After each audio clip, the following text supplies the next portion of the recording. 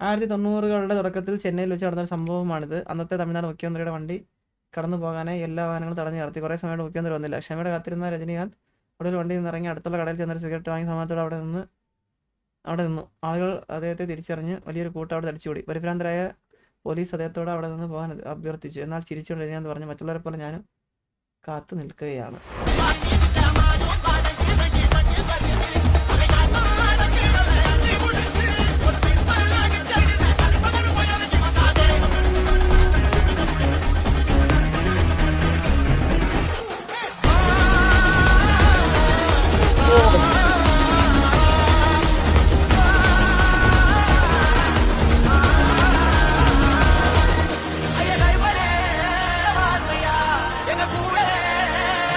Oh,